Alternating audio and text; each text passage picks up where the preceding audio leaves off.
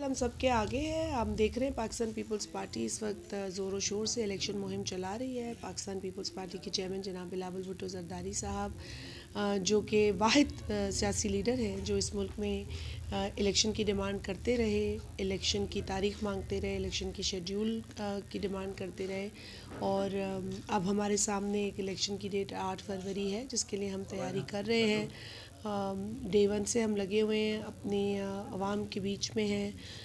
ہم نے ہمیشہ سے کہا ہے کہ پولیٹیکل جو جمہوری سسٹم ہے, سیاسی جمہوری سسٹم, اس میں الیکشن ایک بہت اہم ایک فیز ہے, ایک مرحلہ ہے, اور الیکشن ضروری ہے. عوامی حکومت آتی ہے تو عوام کے مسائل حل ہوتے ہیں, اور بلاول بھٹو زرداری صاحب نے جو اپنا منشور دیا ہے اس کے اندر جو بہت اہم حصہ ہے وہ ان کے 10 نکات پر مبنی عوامی معاشی معاہدہ ہے. اور پاکستان پیپلز پارٹی کے جو وزیر اعظم کے کینڈیڈیٹ بلاول بھٹو زرداری صاحب ہیں, انشاءاللہ تعالی وزیر اعظم بن کر وفاق میں حکومت قائم کر کے اور سندھ میں اور دیگر صوبوں میں پاکستان پیپلز پارٹی کی حکومت ہوگی تو ہم یہ تمام تر جو نکات ہیں یہ امپلیمنٹ کریں گے. ہم نے پہلے بھی اپنے دور حکومت میں 150% تنخواہوں میں اضافہ کیا, پینشنز میں اضافہ کیا, بے نظیر انکم سپورٹ پروگرام جیسے سماجی تحفظ کے پروگرامز لے کر آئے. ہم آگے بھی عوام کے جو سماجی تحفظ ہے اس کو انشور کریں گے. شہر آگے باہر اور بڑے بڑے جلسے ہو رہے ہیں, پتہ نہیں کتنے بڑے ہو رہے ہیں. میرا خیال ہے ان کی شکلوں سے لگ رہا ہے کہ جو ان کی امیدیں تھیں اس پر یہ جلسے نہیں اتر رہے پورا. لیکن اچھی بات ہے, اگر جلسے کریں, ان کو پہلے بھی کرنا چاہیے تھا, عوام کے پاس جانا چاہیے. جب ووٹ کو عزت دو کا نعرہ لگایا تھا نواز شریف صاحب نے تو ہم نے اس کو سراہا تھا, اپریشیٹ کیا تھا. لیکن اس کے بعد جب انہوں نے چور دروازوں کی تلاش کرنی شروع کر دی, جب انہوں نے کہا کہ پہلے میرے اوپر نیب کے کیسز ختم کرو, فلانے کیسز ختم کرو, اور مجھے ایک دم کرسی پہ بٹھا دو, تو یقیناً ایک جمہوری سیاسی جماعت کی حیثیت میں پیپلز پارٹی کو یہ بات گوارا نہیں ہے.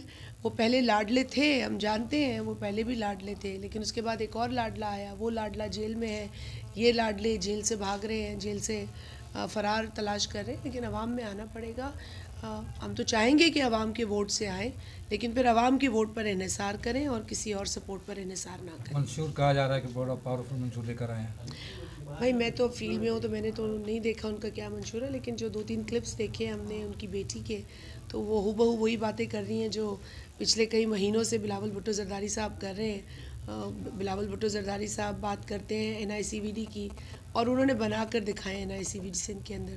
صرف سانگڑ کے اندر جو NICVD اپروو ہوا ہے ہمارے سابقہ چیف منسٹر کی جانب سے, تو اس کو ہم الیکشن کے بعد بنوائیں گے سانگڑ کے اندر, کیونکہ ویسے تو سندھ کے ہر ضلع میں تقریباً قائم ہو چکا ہے NICVD. اب تو بلاول صاحب پاکستان کے ہر جو ضلع ہیڈ کوارٹر ہے وہاں پر NICVD بنانے کی بات کر رہے ہیں. تو ان کو یہ پہلے باتیں یاد نہیں تھیں. ان کے پاس حکومت بھی تھی, ان کے پاس پاور بھی تھی, لیکن NICVD کی طرز پر یا SIUT کی طرز پر یا گمبٹ کی طرز پر انہوں نے کوئی میڈیکل انسٹیٹیوشنز نہیں قائم کیے. بلاول صاحب نے شمسی توانائی سے 300 یونٹ مفت بجلی فراہم کرنے کی بات کی ہے غریب ترین گھرانوں کو.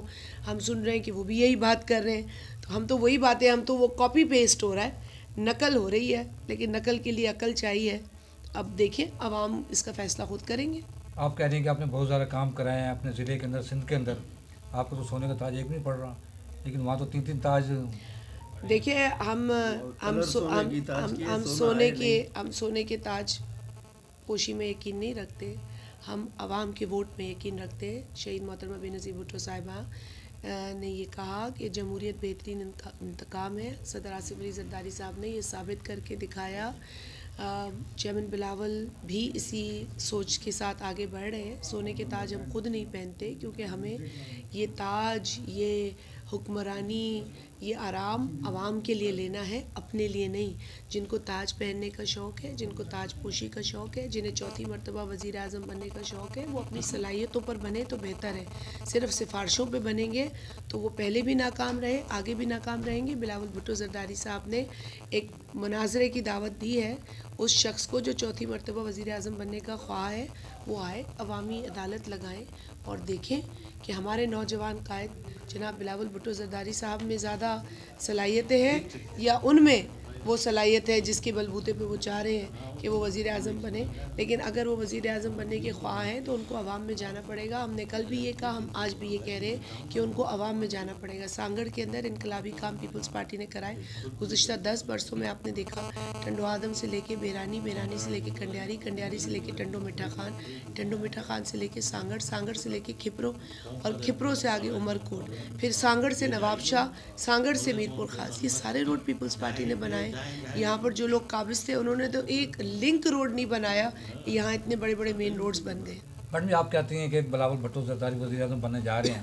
آپ کے مخالفین کہہ رہے ہیں کہ ان کے پاپا نے کہہ دیا ہے کہ ان کی سیاسی بصیرت ابھی کمزور ہے, وہ ابھی نہیں بن سکتے.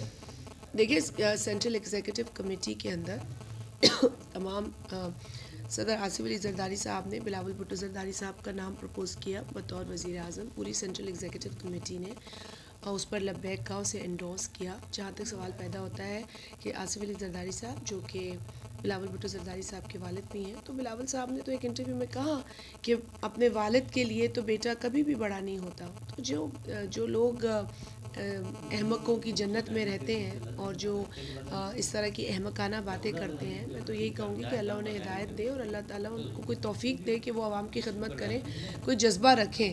نہ ان کے پاس خدمت کا جذبہ ہے, قربانی کا جذبہ تو چھوڑ ہی دے نا. قربانیاں تو ساری پیپلز پارٹی نے دی ہیں.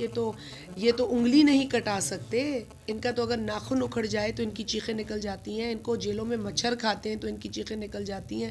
ایک لاڈلا جیل میں بیٹھا ہوا ہے, وہ کہتا ہے مجھے بکری بھی چاہیے, مجھے مرغی بھی چاہیے, مجھے انڈا بھی چاہیے, مجھے فروٹس بھی چاہیے, مجھے ہر قسم کا آرام چاہیے. تو پھر یہ جیل تو نہیں ہوئی نا بھائی.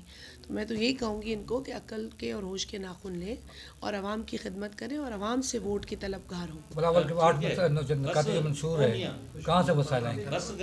انہوں نے بتایا وسائل کہاں سے آئیں گے. انہوں نے بتایا وسائل کہاں سے آئیں گے. انہوں نے بتایا ہے کہ جو 17 منسٹریاں ہیں فیڈرل, جس کی فیڈرل میں وفاق میں ضرورت نہیں ہے, جو کہ تقریباً 328 ارب خرچ کرتی ہیں, ایسی منسٹریوں کو ختم کرنا ضروری ہے. 18ویں ترمیم کے بعد ان منسٹریز کی ضرورت نہیں ہے, اس عیش و آرام کی ضرورت نہیں ہے.